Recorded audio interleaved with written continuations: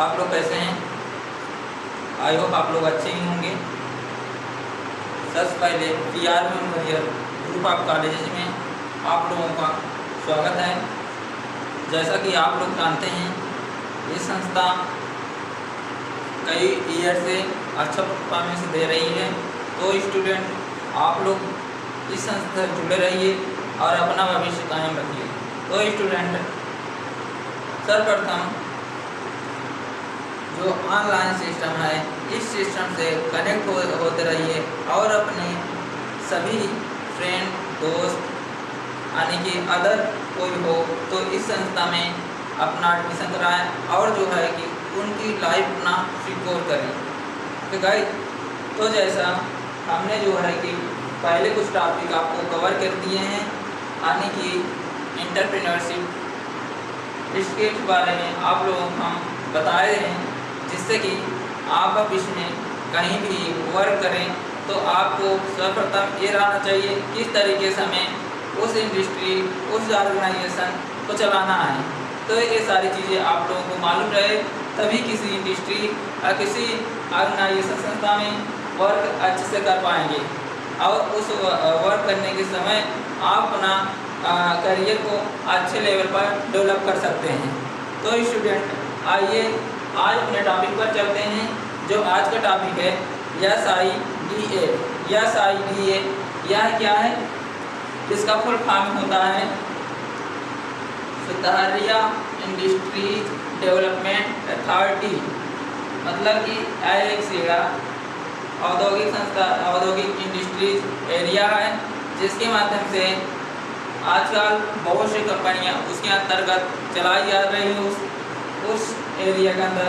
तो स्टूडेंट आप लोगों को इस जो है इंडस्ट्री के बारे में आप लोगों को मालूम रहना चाहिए कि किसी इंडस्ट्री के कई सिस्टम चलाया जाता है, जिसके अन्य कोई औद्योगिक पार्ट यानी कि अन्य कोई औद्योगिक जो है स्थापित किया जाता है, जो कि मार्केटिंग एंड अदर चीज़ों को बनाने के लिए प्रयोग किया जाता है कोई इंडस्ट्रियल डेवलपमेंट एरिया में। ओके गाइज, तो आइए आप लोग बताते हैं। यह एक उत्तर प्रदेश की कंपनी है, जिसके अंतर्गत यह जो इंडस्ट्री स्थापित की गई है, यह उत्तर प्रदेश में ही स्थापित की गई है। इसको आप लोग बहुत लोग जानते होंगे।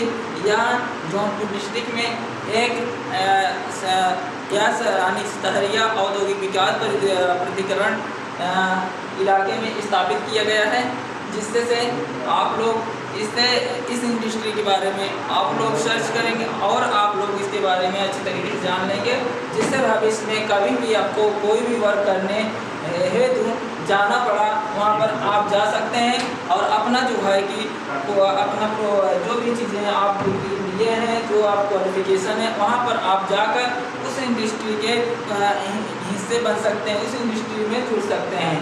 ओके गाइस, तो आइए आप लोग बताते हैं इसकी बेसिक चीज़ कब स्थापित की गई थी, कब इसका और कहाँ पर सुविधाएँ और कौन कौन सी यहाँ पर चीज़ें परियुक्त रूप से चलाई जाती हैं। तो सर्वप्रथम इसका फुल फॉर्म है सतारिया इंडस्ट्री डेवलपमेंट अथॉरिटी। इसके अंतर्गत यह उत्तर प्रदेश के उद्योगों के विकास को बढ़ावा देने के लिए सन 1989 में इसकी स्थापना की गई थी। यह सतारिया औद्योगिक विकास प्राधिकरण की स्थापना उत्तर प्रदेश औद्योगिक विकास अधिनियम 1976 के तहत की गई थी। 1976 के तहत की गई थी। यह परियुक्त रूप में यह प्राधिकरण उत्तर प्रदेश के उद्योगों की बुनियादी की सुविधा को उपलब्ध कराता है। अब जैसे लघु उद्योगों के लिए मार्केटिंग क्षेत्र की मुख्य समस्याएं क्या समस्या होती है एक मार्केटिंग डेवलप करने के लिए? देखिए, सभी पहला नंबर ये प्रयुक्त करेंगे जो मंडी में प्रचलित कपटपूर्ण पद्धति के माध्यम से अधिकृतता के कारण कोई समस्या खड़ी हो जाती है। इसके अंतर्गत प्रायः किसी यानी कि उस पर सही तरीके से अपना उद्योग के विक्रेता द्वारा किए गए अनेक सैंपल के लिए जाने के लिए उस कारण के मूल्य को अधिक पता नहीं होता है। इसके कारण वह इस औद्योगिक में सही तरीके से बहुत सी समस्याओं का सामना करना पड़ता है। दूसरा पॉइंट ये होता है, बताइए गाइस, दूसरा पॉइंट क्या होता है?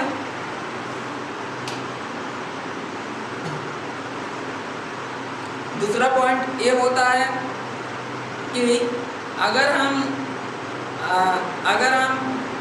अनेक माध्यम होने वाले किसी उद्योग के लिए अपना मटेरियल उचित मूल्य नहीं मिल पाता है तो भी प्रॉब्लम होती है।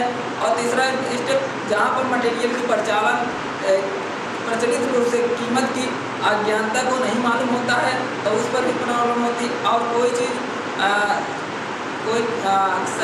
सही तरीके से सही मटेरियल न होने के कारण वहाँ पर बहुत सी समस्याओं का उत्पन्न होना पड़ता है। और कुछ ग्रेडिंग या मानकीकरण के करने से कुछ मटेरियल की बिक्री में समस्या पैदा हो जाती है, जिसके अंतर्गत उन सभी चीज़ों से वंचित रह जाते हैं। अब जानते हैं सरकार द्वारा पद्धत मार्केटिंग की सहायता, गवर्नमेंट के द्वारा हम उस मार्केटिंग की कैसे सहायता ले सकते हैं। फर्स्ट स्टेप बनाना चाहिए, नियमित मंडियों एवं बिक्री संबंधित कानून के कारण उस उद्योग को अपने माल या को उचित दाम नहीं मिल पाता, इसलिए उसका सरकार उन मटेरियल के लिए निरीक्षण नियुक्त करती है जो कि उस पर कुछ कटौती या भुगतान से संबंधित गड़बड़ी का नियंत्रण रखते हैं, जिसके माध्यम से गृह की सुविधाएं एवं राज्य सरकार व केंद्र सरकार द्वारा दी जाती है। सरकार संस्थाओं की ग्रेडिंग व मानकीकरण करने के लिए एक मार्क लेबलिंग लगाने पर जोर दे रही है, जिसके कारण सरकार द्वारा SSID क्या यस लिखते चलिए, नोट करते चलिए जिससे दिक्कत न हो। SSID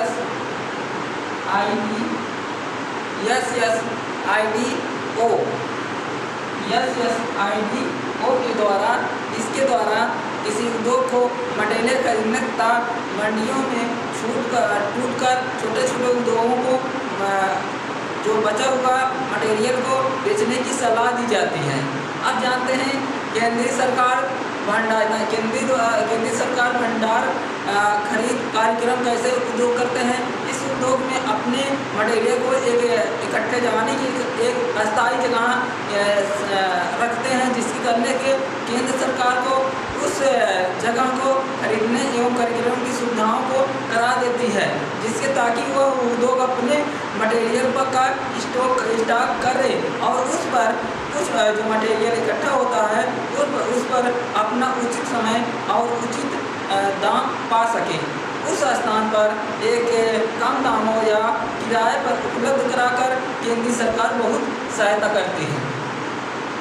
अब जानते हैं कोई भी मटेरियल अगर बनता है किसी कंपनी में तो उस मटेरियल का सर्वे भी होता है कि मार्केट में कितना उसका दाम है, कितना उसका मूल्य है, उस हिसाब से अपने उस मटेरियल का यानी कि क्रय और विक्रय किया जाता है। तो फर्स्ट नंबर ये है कि मार्केटिंग सर्वे। एक मार्केट के अंदर हम कैसे सर्वे करें।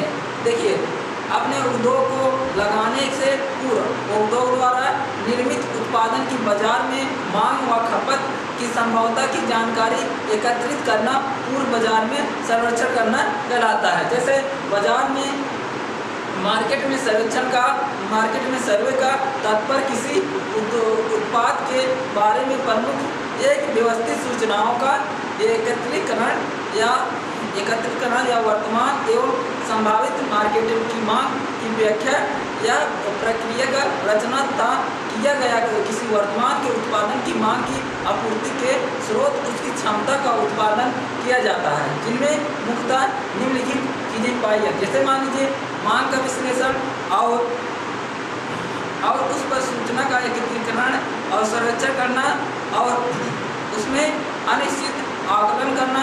इस तरीके से उद्योग के लिए मार्गदर्शन के लिए किसी प्रभावी एवं क्रमबद्ध की सर्वे करने के लिए निम्न बिंदुओं को महत्वपूर्ण दर्शाया जाए। जैसे मान लीजिए सर्वेक्षण कार्य प्रारंभ करने से पूर्व ही कोई धारणा या प्रति मन में नहीं रखना चाहिए, जिससे सर्वेक्षण कार्यों के समय चित्र को सरल एवं शांत शौक बनाने रखने के लिए सर्वेक्षण कार्यों में दूसरों से सूचनाओं को उलझाने के लिए धैर्य रखना या धैर्य बनाना चाहिए, जिससे कि सर्वे करते समय यह समझ में आवश्यक आनी चाहिए कि वह कार्य स्वयं के लिए कर रहा है, न कि दूसरे के लिए कर रहा है, और उस सर्वे की प्रत्येक सूचना को लिपिबद्ध करना चाहिए, जिससे अपने स्वभाव का एक हिस्सा बनना चाहिए या हिस्सा बना लेना चाहिए। किसी भी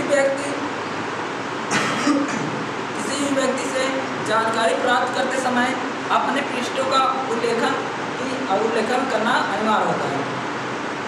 अनेक प्रतिस्पर्धा से उसकी बातों को पूछना और उद्यम तरीके से उसका ग्रहण बना लेना चाहिए या बनकर मिलान कर लेना चाहिए। अब सेकंड है विज्ञापन।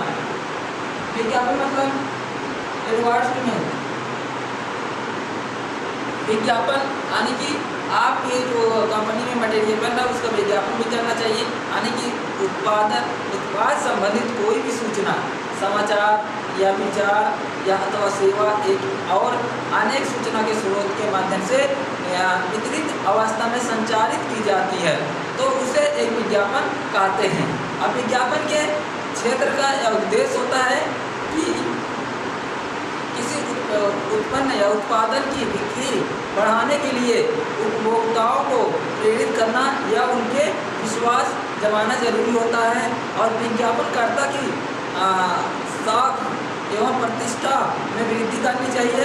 उत्पादन के बारे में लोगों को शिक्षित करना चाहिए और उत्पादनों को विकास एवं अनुसंधान में सहायता करनी चाहिए, और फर्स्ट स्टेज ये होनी चाहिए कि यह देश की आय में वृद्धि करता है और लोगों को रोजगार प्रदान करता है। अगर आप कोई कंपनी चला रहे हैं, कोई बिजनेस चला रहे हैं, तो उस ऑर्गेनाइजेशन में बहुत से ऐसे कर्मचारी को रखना पड़ता है, जिससे कि आप रोजगार भी उस ऑर्गेनाइजेशन में देते हैं। अब समझते हैं विज्ञापन के कार्य। विज्ञापन के कार्य क्या होते हैं? जैसे मान लीजिए बिक्री व मांग को बढ़ावा देना या गुणवत्ता के प्रति उपभोक्ताओं में विश्वास पैदा दिलाना या उत्पादन और लाभ में वृद्धि करना या रोजगार के अवसर को बढ़ाना या वस्तु की गुणवत्ता बनाए रखना, इसमें सुधार करना या उत्पादन को बढ़ाकर इकाई मूल्य में कमी करना। इस तरीके से हमारा विज्ञापन के कार्य किए जाते हैं। तो स्टूडेंट बताइए विज्ञापन के कुछ माध्यम होते हैं। माध्यम कैसे होते हैं? किसके माध्यम से हम विज्ञापन कर सकते हैं? और तरीके होते हैं, बहुत से तरीके होता है जो कि विज्ञापन करने के लिए आजकल के लोग क्या कर रहे हैं कि विज्ञापन के प्रमुख माध्यम अपना, जैसे हमारे दूरदर्शन हो गया, टेलीविज़न के द्वारा, रेडियो या आकाशवाणी के द्वारा या समाचार पत्र के द्वारा या पत्रिकाएँ एवं फिल्मी या सीधे डाक द्वारा या घर घर पर जाकर अपना वो चीज़ें मार्केटिंग करना या किसी पोस्टर तथा होल्डिंग के उत्पादन की गुणवत्ता का।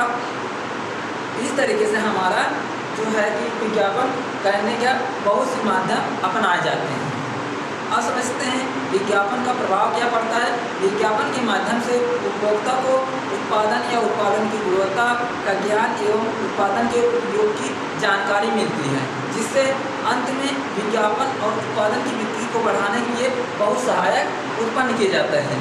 अब समझते हैं इन्वेंट्री नियंत्रण यानी कि इन्वेंट्री कंट्रोल। नेक्स्ट है इन्वेंट्री कंट्रोल। यह क्या है?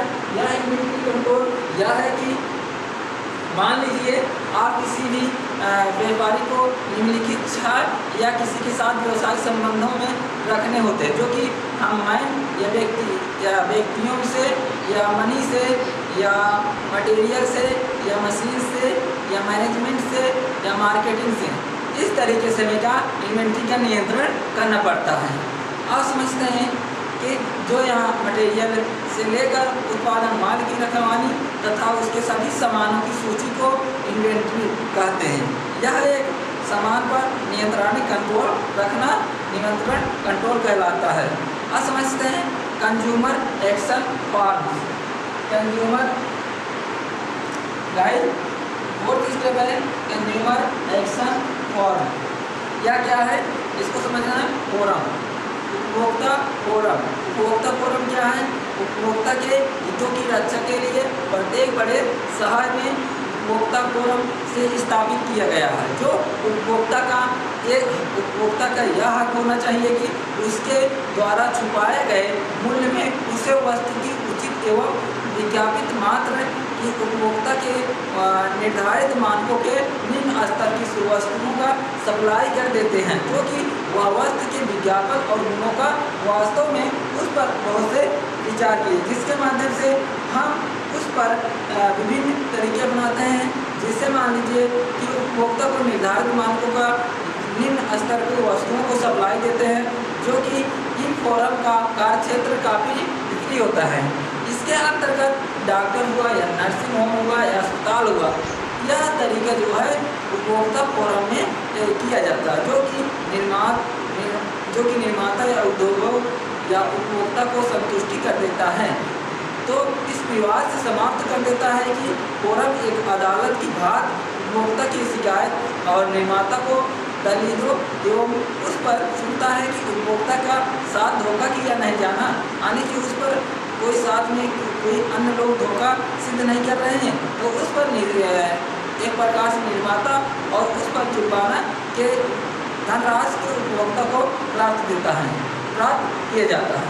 अब उपभोक्ता का संरक्षण की अधिनियम, उपभोक्ता के संरक्षण के अधिनियम 1986 से इस प्रयुक्त किया गया था, जो भारत सरकार के उपभोक्ता के अधिकारों की रक्षा करने हेतु उस पर 1986 में उपभोक्ता का संरक्षण अधिनियम प्रेरित किया जाए। इस अधिनियम के अंतर्गत केंद्र सरकार द्वारा विशिष्ट रूप से सेवाओं और सामने को छोड़कर सभी तरह की सेवाओं और साधनों को छूट प्रदान की जाने, जिससे यहाँ प्रदान करने की सभी क्षेत्रों के लिए, चाहे निजी सहकारी हो या सार्वजनिक क्षेत्र हो, या शामिल किया गया कोई अधिनियम के प्रमुख प्रावधान किया हो। इस तरीके से हमारा यहाँ उपभोक्ता संरक्षण के अधिनियम 1986 में पारित किए गए सभी संसाधन थे। अब समझते हैं कि जो है हमें उपभोक्ता संरक्षण के नियम के कुछ प्रावधान होते हैं, जो कि प्रावधान निम्नलिखित प्रकार के होते हैं। तो आप लोग स्टूडेंट बताइएगा तो क्या क्या प्रावधान होता है। जैसे मान लीजिए कि उपभोक्ता शिक्षा का अधिकार होता है और सुने जाने का अधिकार भी होता है, और उस पर कोई भी उचित अधिकार अपनाना चाहिए। और इन तरीके सभी अधिकारों को एक जो है एक परिचित किया जाता है, जो कि SWOT के अंतर्गत हम इस पर चर्चा करते हैं। अब देखते हैं SWOT, इसका जो है अब कहेंगे कि SWOT क्या है, व्हाट इज SWOT, यानी कि SWOT क्या है।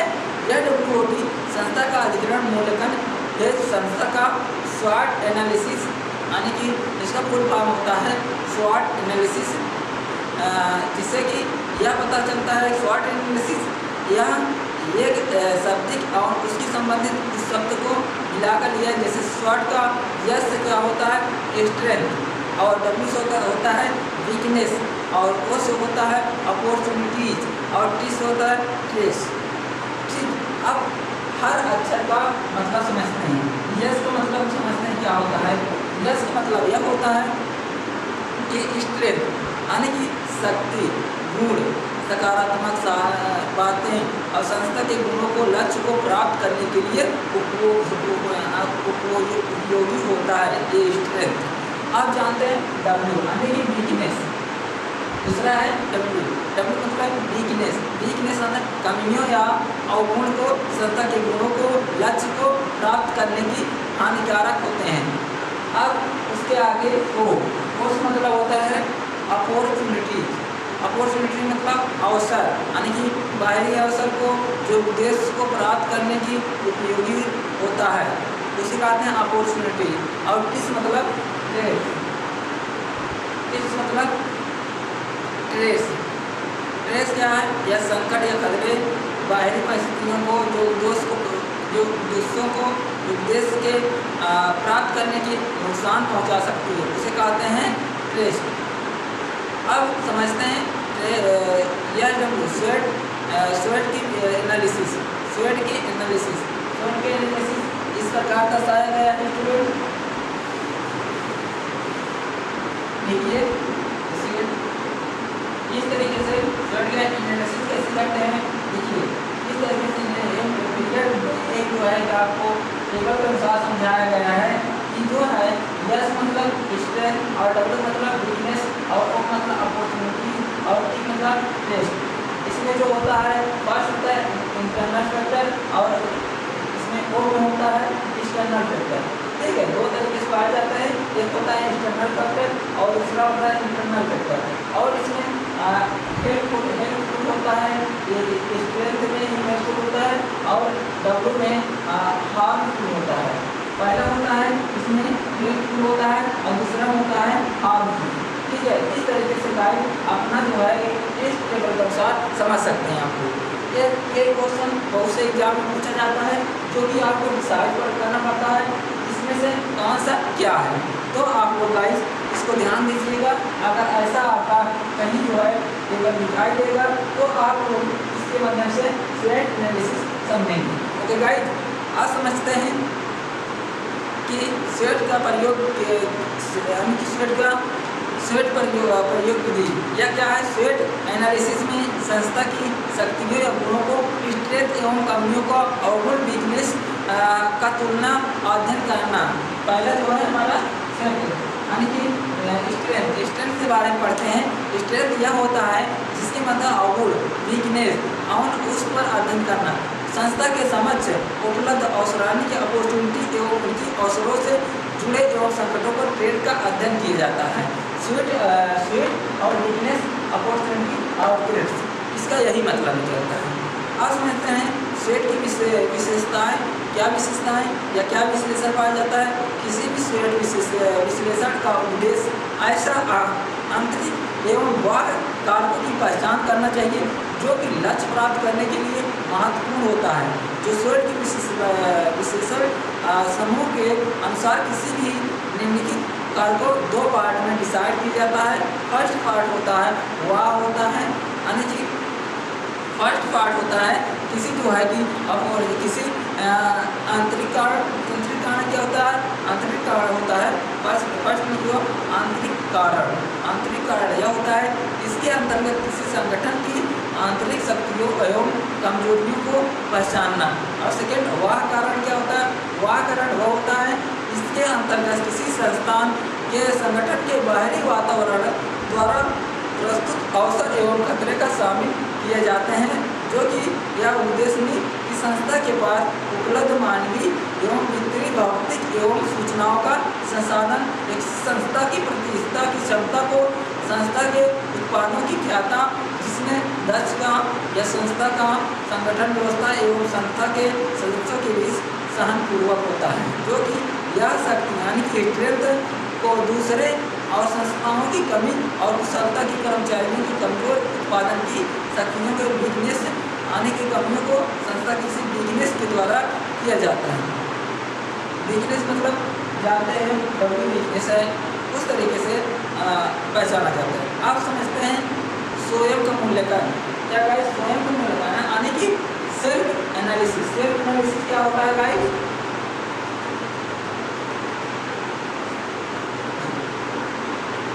बताइए स्टूडेंट, सेल्फ एनालिसिस का क्या होता है। देखिए सेल्फ एनालिसिस यह होता है स्वयं का मूल्यांकन। स्वयं का मूल्यांकन कैसा करना चाहिए। खुद का निरीक्षण करने के लिए सबसे पहले जरूरी होता है कि आप एक डायरी को रखिए, जो शुरुआत में इसमें अपनी दिनचर्या का नोट करिए। डायरी में आप रोज अपना समय जैसे बिताना चाहते हैं उसी तरीके से उस बात का उल्लेखन करें और कुछ बातें ऐसे आप लिखें उसमें पूरी ईमानदारी को बरतें, यानी कि ईमानदारी से उसमें नोट किए। खुद का अवकलन करने के लिए सबसे अच्छा तरीका यह होता है कि अकेले बैठकर इस बात का गौर करें जो कि दूसरे दिन खुद या खुद का अपने समय को केंद्र करना शुरू करें, यानी कद्र करना शुरू कर दें। स्वयं को मूल्यांकन निम्न दो तरीके से बनाया जाता है। फर्स्ट है 2-3 तरीके से बनाया जाता है, जो कि फर्स्ट है अपने व दूसरों की क्रिया की प्रतिक्रिया का विश्लेषण करें, जो कि असंतोष परिणाम वाले रिजल्ट के वाले कारणों के कारण उस पर विश्लेषण करें। और थर्ड इसे क्लियर होना चाहिए, आप जिसका सम्मान व जिस पर भरोसा करते हैं उसके साथ अपना लक्ष्य के बारे में बात करें। आत्मविश्वास की प्रक्रिया कैसे अपनाते हैं, जैसे आत्म विश्लेषण की प्रक्रिया इस तरीके से बनाएं जो कि उसके दौरान अच्छे और बुरे पहलुओं को देखना होता है, जिसके माध्यम से उस क्रिया को अपनाना पड़ता है। इस तरीके से आपको करना है, ठीक है गाइस। जैसे मान लीजिए कुछ होते हैं अपने उस पर जानने के बाद बुरे चीज़ों को अधिकतर अपनाने की प्रक्रिया समझते हैं, जो कि शुरुआत में सच के सामने करते हैं और बाद में उसे ही प्रमाणित कर देते हैं। तो इस तरीके से नहीं होना चाहिए स्टूडेंट। जो है आप लोगों को एक आत्मविश्लेषण का पर्याप्त यह होता है, जो स्वयं अपने जीत को वही सच्चा विजेता होता है। यह प्रयास करना चाहिए, निरंतर जारी रखना चाहिए अपने लक्ष्य के लिए। अगर आप कोई भी चीज़ें हासिल करना चाहते हैं तो अपने लक्ष्य के लिए हमेशा तत्पर रहना चाहिए, ठीक है। देखिए, लक्ष्य एक निरंतर बनाए रखना एक ऐसा लक्ष्य है जो कि इस लक्ष्य से अगर कोई चलता है, कोई टारगेट रखा है, तो उस टारगेट में हमारा कंटिन्यू रहना चाहिए, जिसमें माध्यम से हम जो भी वर्क कर रहे हैं, ओके गाइस, तो वहाँ पर सफलता जो है कि आसानी से प्राप्त हो जाती है, अगर आप कंटिन्यूटी अपने मार्ग को दर्शाते हैं तो, ठीक है गाइस। तो आज का टॉपिक हमारा यही समाप्त होता है गाइस। अब जो है आपने अपने परिणाम को अच्छा बेहतर बनाएं और अपना इस संस्था में अपना योगदान दें, okay guys. Thank you so much.